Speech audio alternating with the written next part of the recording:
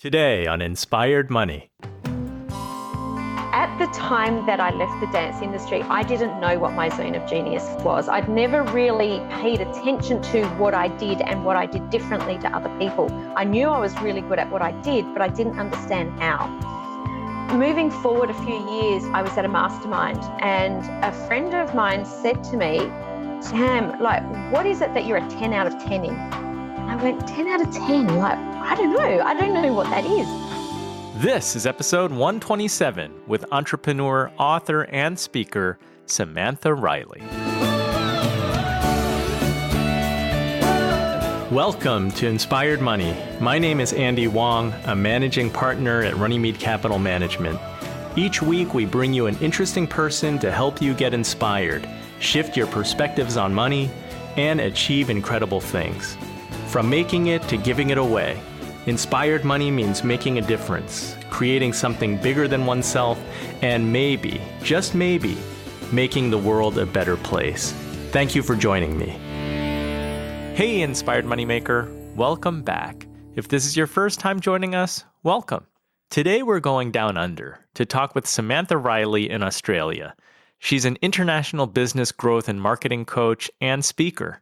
She built her first seven-figure business from the ground up in her late 20s and has since built several successful businesses. She can give us different perspectives on business because she's run a service business, a retail store, and today she's more focused online, helping experts to develop and grow their personal brands. In this episode, you'll learn the importance of building business systems and processes, identifying your zone of genius, and then asking yourself, what do you want your legacy to be? This can be a key question that helps you to focus on the macro, the long game. Now let's get inspired with Samantha Riley.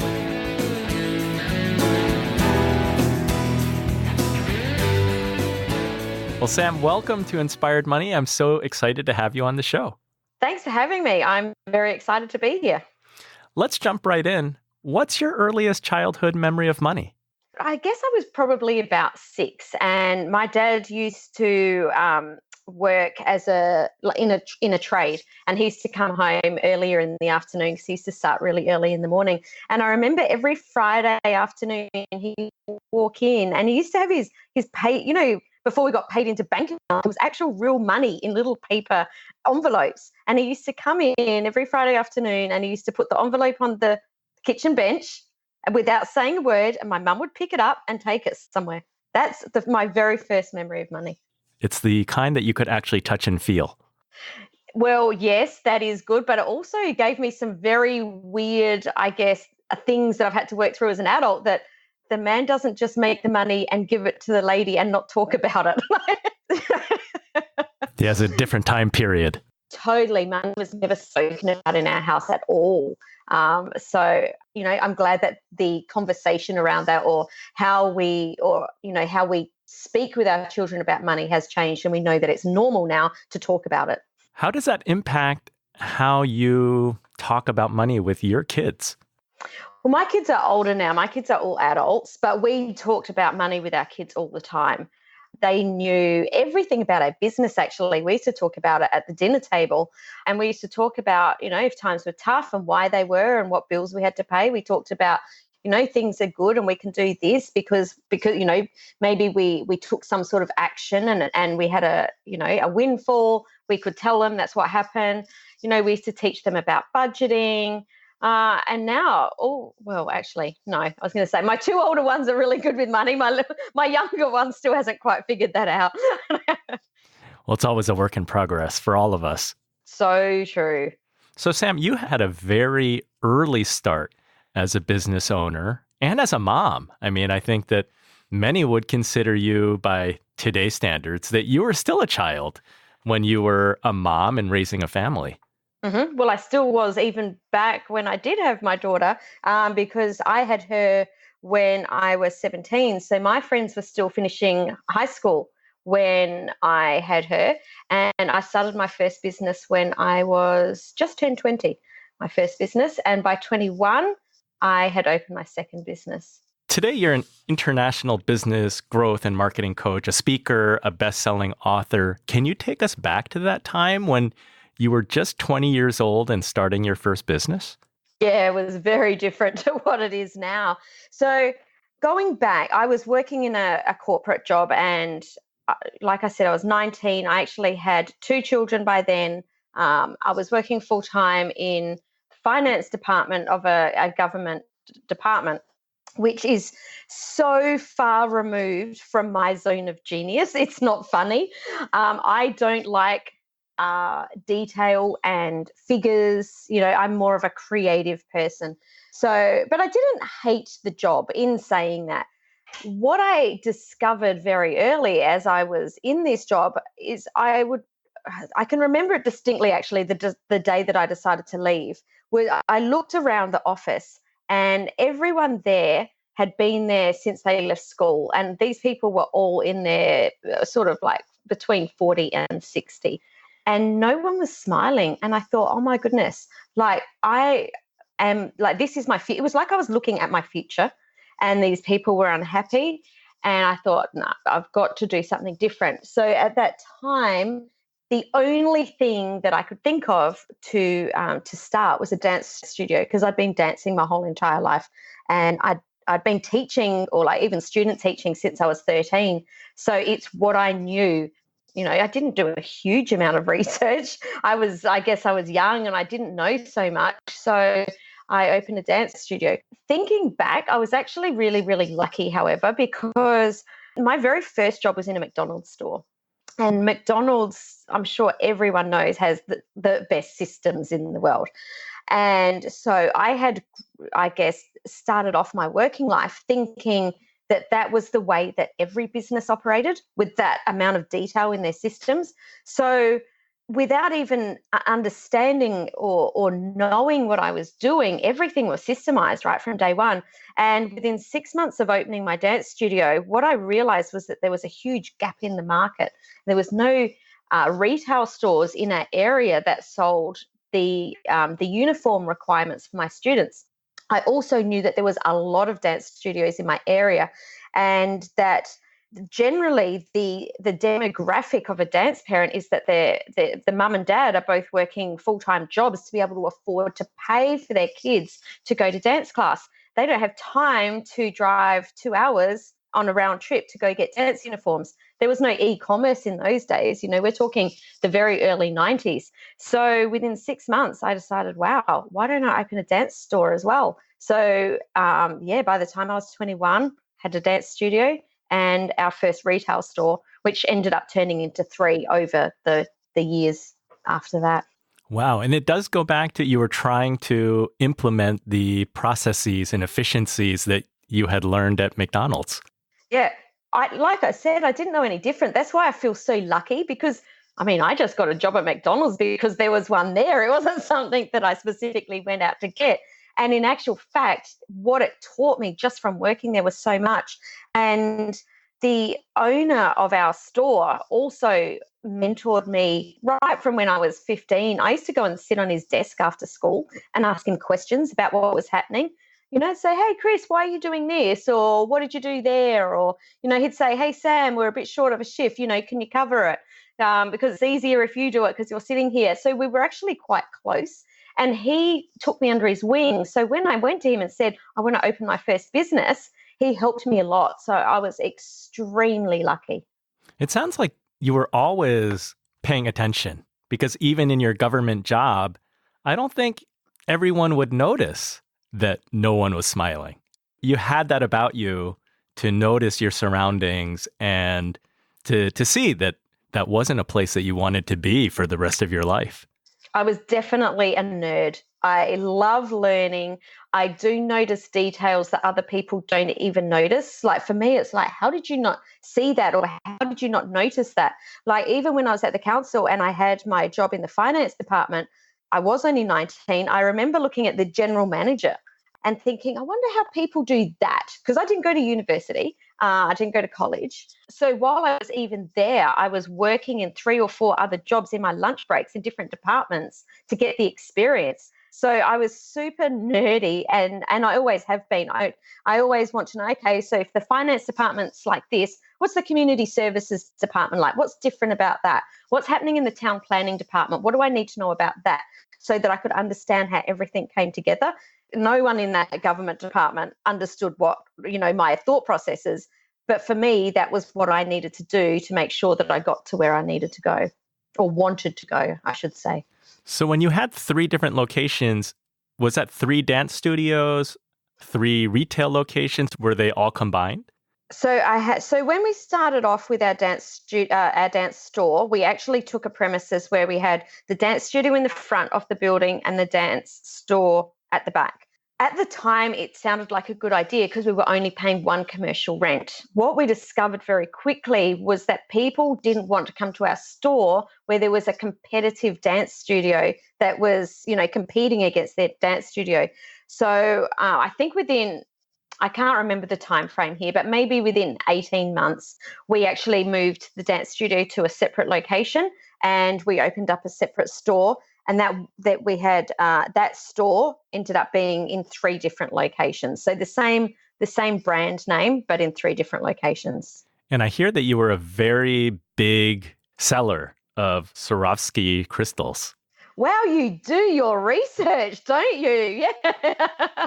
Yes, we were the largest seller of Swarovski crystal components in South Australia, which is where we had our store.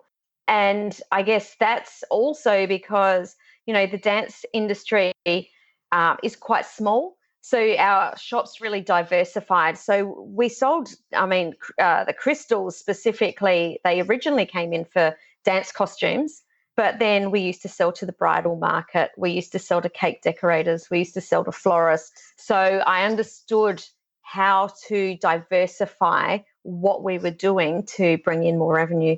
How did you diversify from dance costumes to those other applications?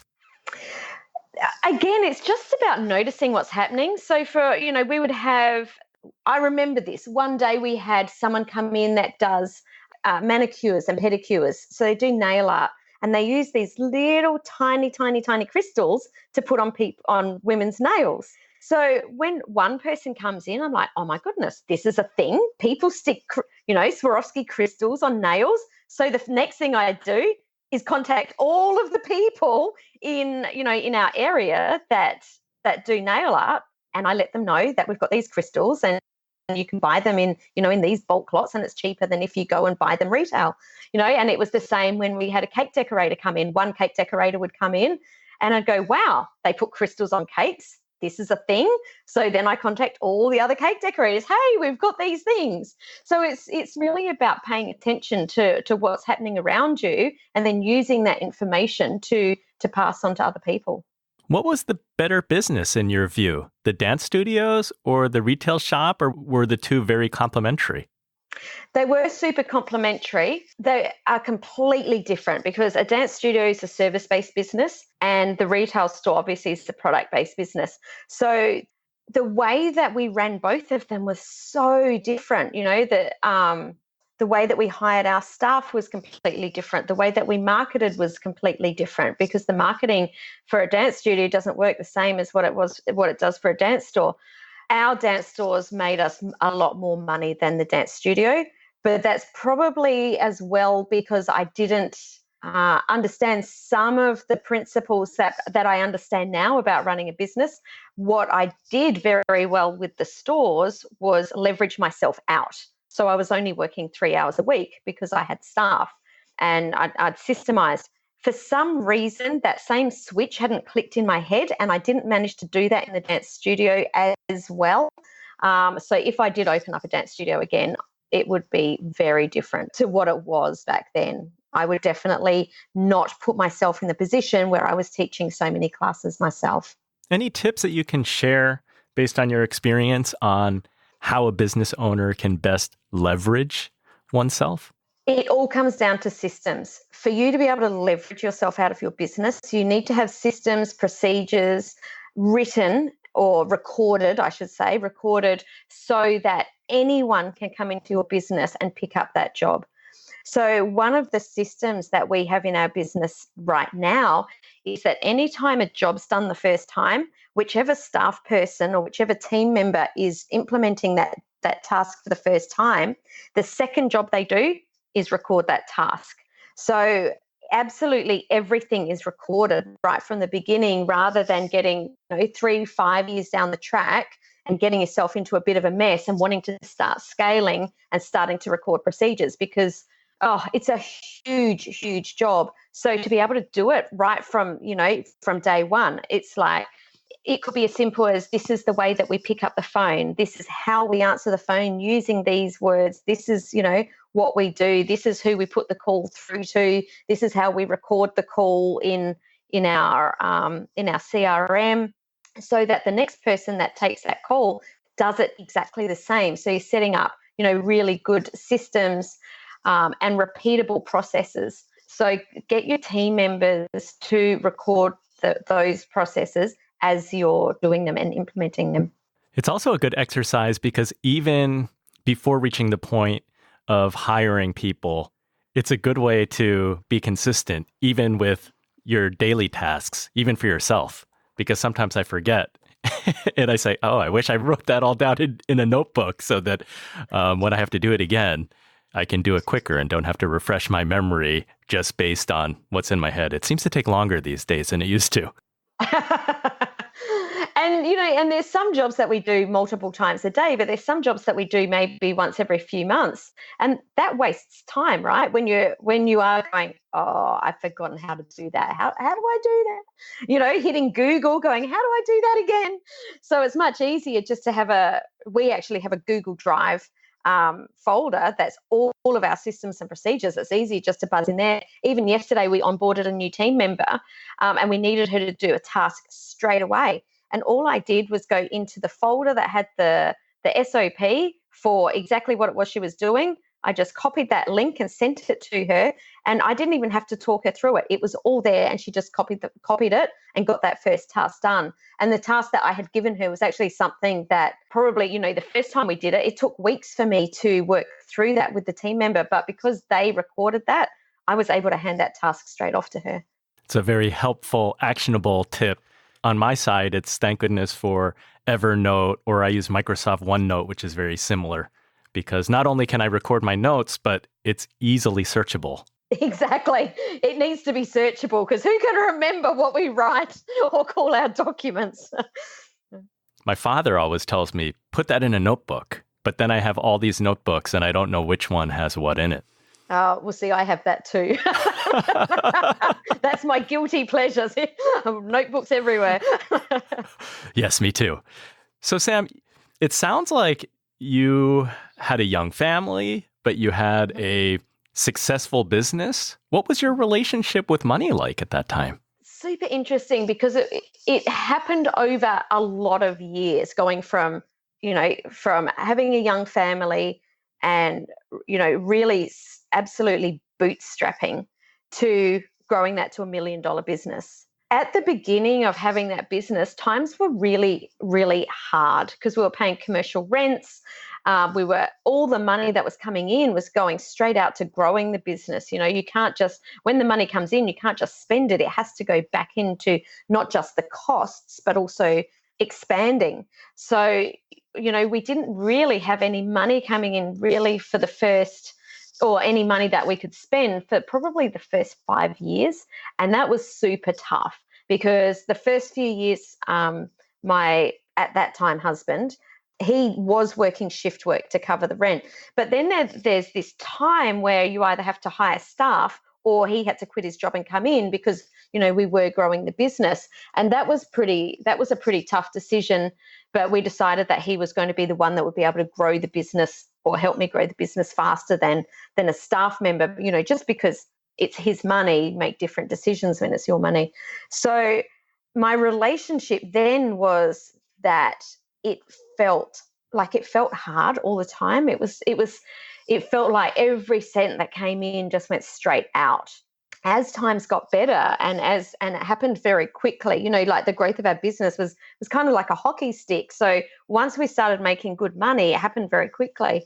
And I think that because times had been so tough and we'd learned to really bootstrap, that I was very good with budgeting money. So when the times were good, because we'd had this education, I guess, that we had to know every single place that our money was going, it meant that we actually had a business that was, what's the word? We weren't frivolous with our money, I guess you could say. So it meant that we got more bang for our buck with it. And I guess, as that money came in, it meant that I respected that money. I knew how hard I worked for it. So I really respected it. So I was able to do more with it. It sounds like you were very smart about reinvesting the money that was being made back into the business to fund that growth. Otherwise, we would have had to shut it. And that was a decision, that was a discussion that we made very early on, was how are we going to know when to stop putting money back into the business? There is a point where, it could be too much, because the niche that we were in, there's only so many people that dance, right? So where was that ceiling of where we could grow that business to? Like I said, it was before e-commerce. So we still did things like mail order in our country, but it's not a global business. So we always were very, right on looking at our P&L statements, all sorts of different reports that we used to pull, so that we knew, stop putting money into this product, or stop putting money into this marketing attempt, put it into here. So we always knew exactly where it was going. And this business went for 18 years. And I've heard you talk about how your self-identity was very closely tied to your business and your business identity. At some point, there's a change. Can you talk about what happened? And I think that anyone that's in business can really relate to this, because I've spoken to a lot of people about it. And it's like this dirty little secret that a lot of business owners keep in their closet, because we're I hate to use the word ashamed, but sometimes we feel a bit ashamed or a bit embarrassed that our identity is so closely related to our business. But when you are creating this business of love, of passion, of, absolutely every waking second, your identity is so closely tied to it that when it's gone, and I certainly went through this, I felt like I didn't know who I was. I felt like I had lost everything that I'd ever, created, that I wasn't able to do anything else. I felt like I'd lost my brain, my heart, my spirituality, everything. It sounds really weird, but unless you've been through it, it's very difficult to describe. What happened was I separated from my husband, and we had all of our businesses together. So when I separated from him, I kept the dance studio and he took the dance stores, but I decided to sell the dance studio.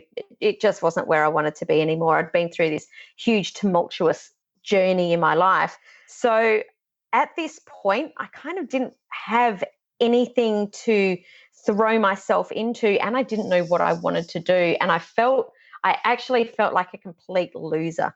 I didn't know. I'm like, I can't get a job. I don't know what business I want to start. It was a very, very weird time. Yeah, like I said, I've spoken to quite a lot of other people that have sold their businesses, and they do go through, or all of the people that I've spoken to have gone through that same loss of identity. And what process do you take yourself through to get out of that? Was that a dark time, a confusing time? What was that like? Well, it was all of the above. And probably for about 12 months, because I was going through this loss of a relationship, I also moved completely to the other side of the country. So I really started my life again, and I was going through this, not just being in a new location, but I don't know what I wanted to do. So I just let myself wallow in that for a little bit, because I think that we do need to, we are humans with real emotions. We do have to deal with those sorts of things. But really how I got myself out of it was really asking myself, well, what is my legacy? And I think this question sometimes can not have the depth. Like people think, what's my legacy? Oh, I want to make sure I've got happy kids. But I really, really went deep and went, when I leave this world, what do I want other people saying about me? And I really, really went very deep into that. And and it helped me to understand what was important to me. Things came up that I hadn't realized before. One of them being, and I don't even know where this came from, that I want to make sure that I educate people, or at that time, I really want to make sure that I educate children that they can do whatever they want, that they've got choices at all times, and to help them understand that there are choices and how to make those choices in relation to how they want to live their life. And knowing that helped me to start to understand and unpack what it was that I wanted to do. So I really pulled on not just what I wanted my legacy to be, but then started to pull in, well, what is the experience that I've had through my jobs, my businesses? What are my unique talents? What are my life experiences that can layer on top of those? And what are my passions? And when I tied all of these things up together, then I could see very easily what it was that I wanted to do moving forward. Coming up, we talk about figuring out your zone of genius, the value of working with a coach or mastermind, and building a personal brand. All that and more right after this short break.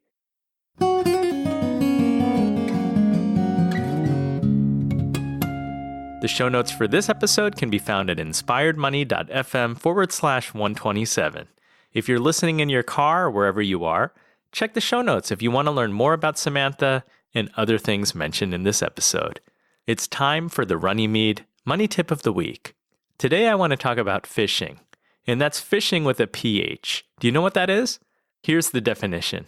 Phishing is the fraudulent practice of sending emails pretending to be from a reputable company in order to induce or trick you to reveal your personal information such as passwords, credit card numbers, or your social security number. This past week, we have a client who received an email from Fidelity Investments saying that his phone number and email had changed. Feeling that it was suspicious, he emailed me to ask because he thought that our account is the only one that he has at Fidelity. In fact, his account is not at Fidelity, but with TD Ameritrade. We both immediately figured that this must be a scam, a phishing email. The reason why I'm sharing this with you is I'm usually really good at quickly spotting these scam emails, but this one was different. All the links in the emails appeared to go to real Fidelity websites. They totally looked legit. When I dialed the 800 number in the email, it also sounded like Fidelity, from the automated attendant to the hold music. When a live representative came on the line, he sounded American. It wasn't an overseas support line. It appeared to be Fidelity in every way. Here's the problem. When I called Fidelity, a known phone number that I call frequently, they confirmed what my client had told me. He does not have an account at Fidelity. So I want to warn you, these phishing emails are not the Nigerian prince spam emails that you used to receive that were full of spelling mistakes and typos. This fake Fidelity email and phone number appeared to be real, down to the way the phone was answered. When our client called his local FBI office, they confirmed that this is a phishing scam that they're well aware of. The good news here is that our client did not divulge any of his personal information, but this is what he did experience. When he called that fake 800 phone number that sounds real, they pretty soon ask for your social security number. So this is a pretty elaborate and well-orchestrated scam to steal your identity. So if you ever get an email that looks suspicious or even looks pretty real, but you just have a shadow of a doubt and you're not sure, do not respond to the email or fill out any requests for information on a website unless you're confident that it's authentic and secure. Fidelity will never ask for your personal information via email. These phishing emails, though, are getting tougher to identify as being fake. Be hyper vigilant. When in doubt, refer to a statement and call the customer service number on your statement. Be safe out there. That's the Runnymede Money Tip of the Week.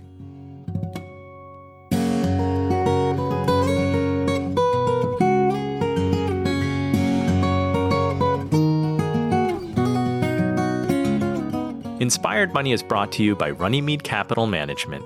We help you to plan, invest, and worry less. So what's your biggest financial challenge right now?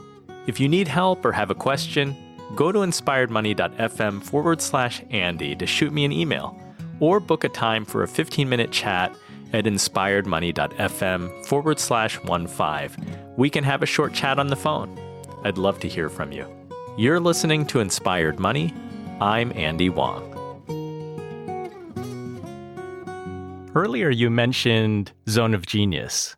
At the time that you closed the dance business, did you know what your zone of genius was? I'm just curious what the zone of genius is in relationship to this question that you're answering. What do you want your legacy to be? Oh, I love this question. And you know what? No one's ever asked me this. And this was I think, one of the pieces that had me moving forward.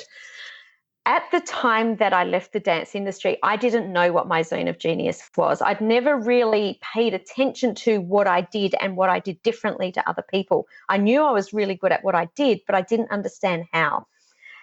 Moving forward a few years, we were I was at a mastermind, and a friend of mine said to me, Sam, like, what is it that you're a 10 out of 10 in? And I went, 10 out of 10? Like, I don't know. I don't know what that is. Then I realized the reason that I had been so good at teaching dance to young children, and we were a champion dance school for many, many years.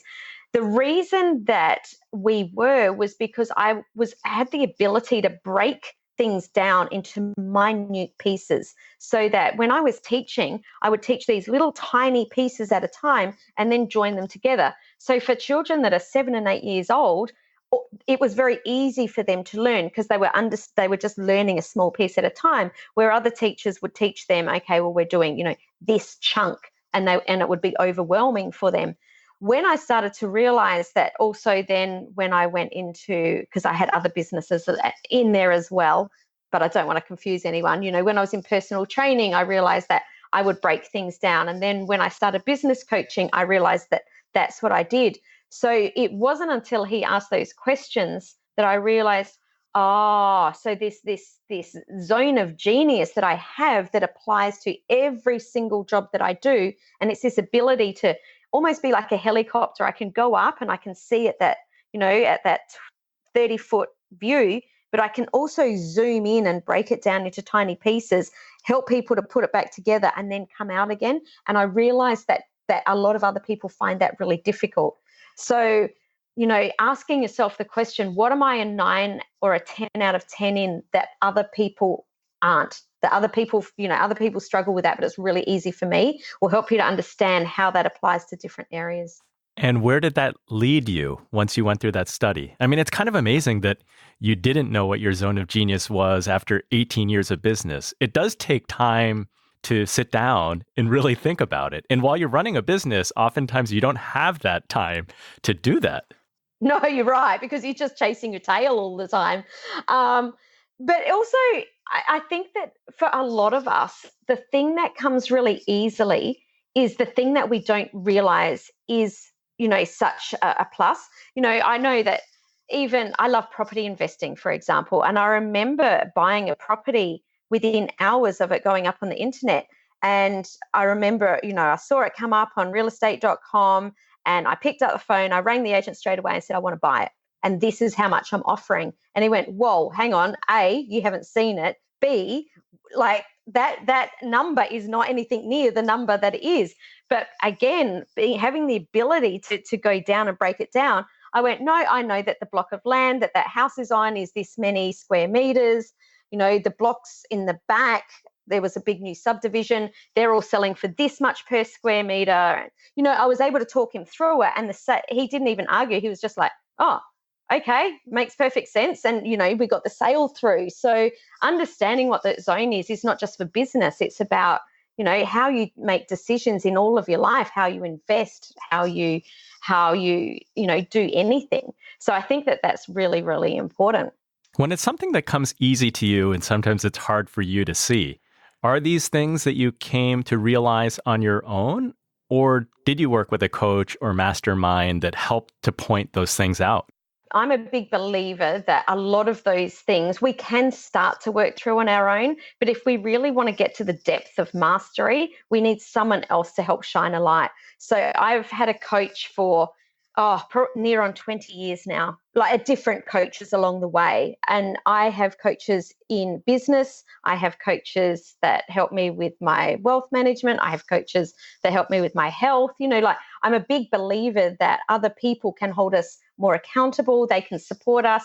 Not only that, but I think that, for someone like me that wants to always be the best, that I can't know all of these things that other people do. So I want to take that decision fatigue away from learning something new in depth and allow someone else to bring their knowledge to the table, that then I can just use that to layer my knowledge on top. So, which means that I can move a lot faster. I can get my wins quicker. So I'm a big believer in coaches and a big believer in masterminds. I think that bringing other people's genius zone to the table is just the best thing that you can do.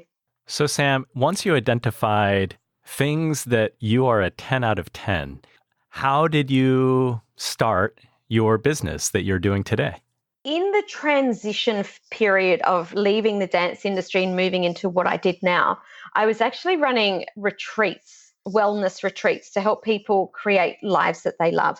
The reason I was doing that was because I was a personal trainer. I had wellness training, and I was running these retreats to help people in their health and their relationships and their work life to lead happier lives. And the question that came up over and over and over is, we're not happy in our job. How do we start a business? And it was only a few months, and I actually had more business coaching clients than I had clients that were even coming to those retreats. I had a business that took off very quickly.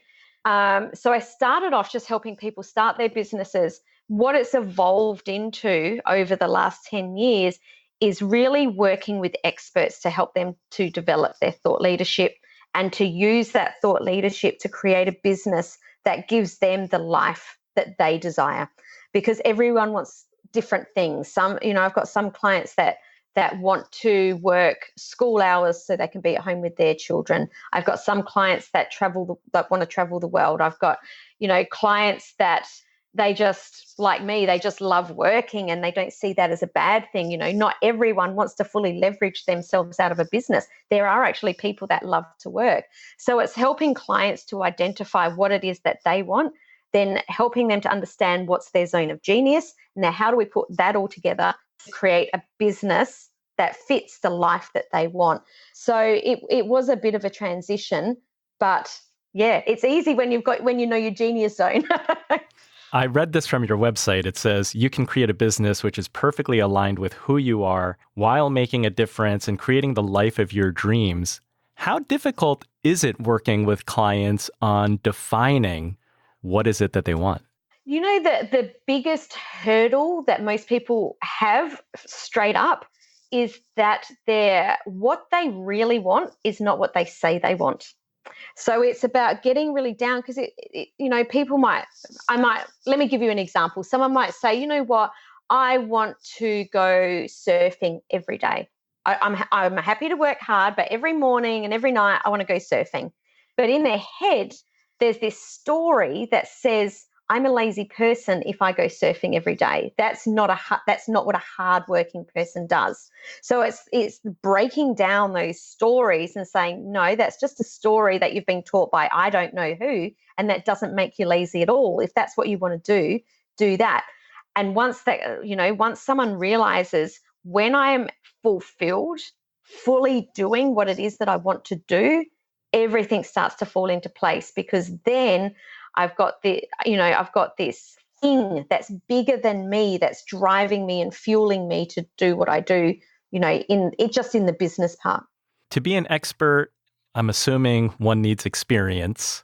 How does one start building thought leadership, influence in their industry, and really differentiation, because there's so much noise out there today? How does one rise above the noise so that one's noticed? This comes at different parts of your life. So I think in your 20s, and it's something that I guess Gen X did without even thinking, which doesn't really transfer over, more to your millennials, is just put your head down and do the work and do what you're told to do and listen to, people that are older than you that are at that expert status, that have mastered thing, and ask them questions and ask for feedback. And it's just constantly getting that feedback and dialing it in and really getting the experience. But once you've got that experience, it's about owning it, because there comes a time when, and I notice this a lot with my clients, that as soon as someone's got a lot of experience, it's at that point that they realize that I don't know so much stuff. When you start learning something, it's like, yeah, got it, I'm totally all over this. And then all of a sudden, after you've been doing something for 10 years, you realize, oh, I only know this little tiny amount, and there's so much more out there to know. It's the Dunning-Kruger effect.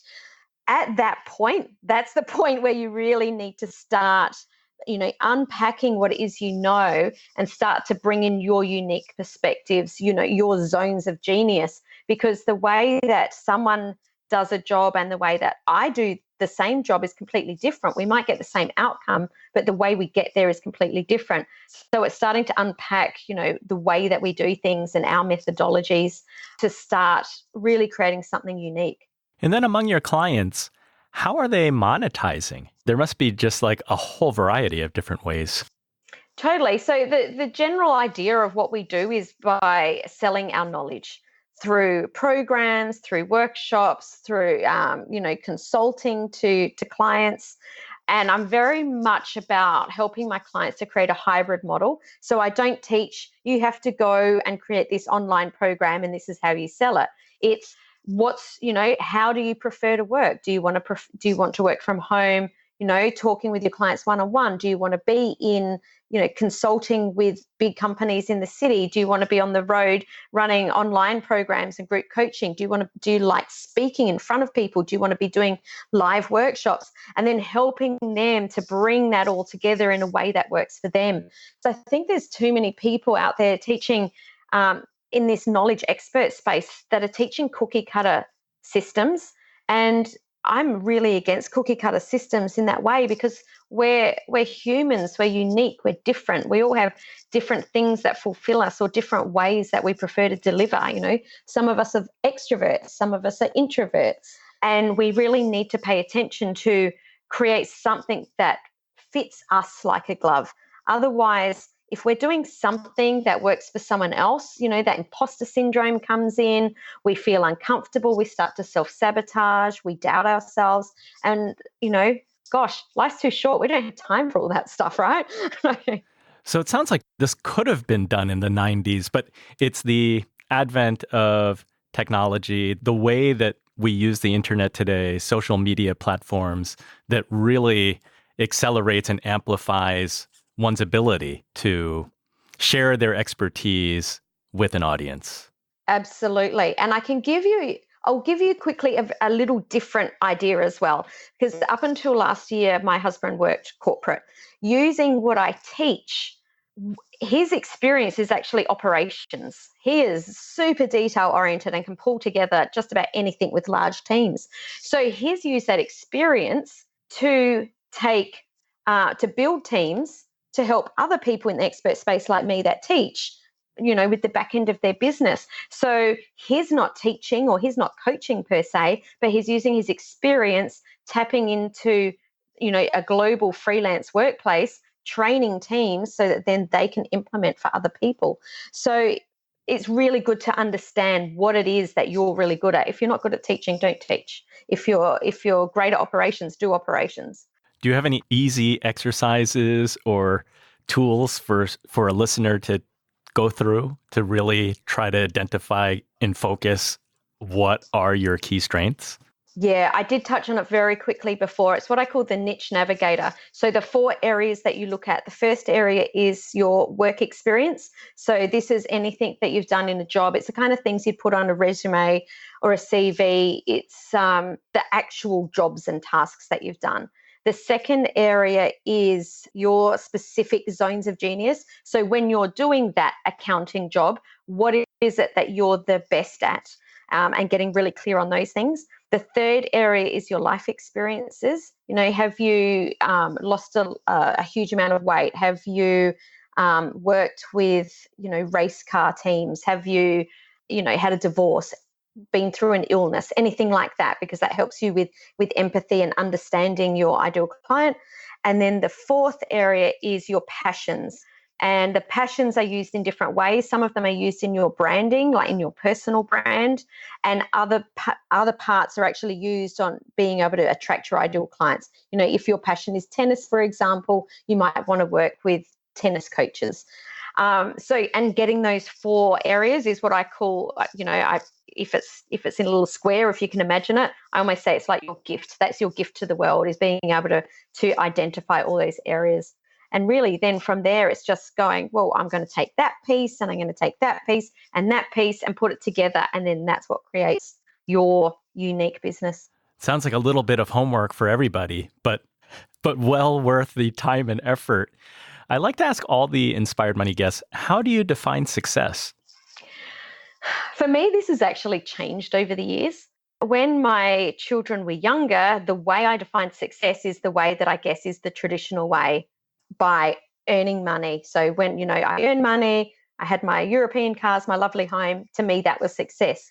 Now that I'm older and wiser, success for me is making sure that I'm happy. So I need to have the amount of money in my life to be able to do the things that I want, to be traveling, to be able to, buy gifts, to be able to have the house that I want to have.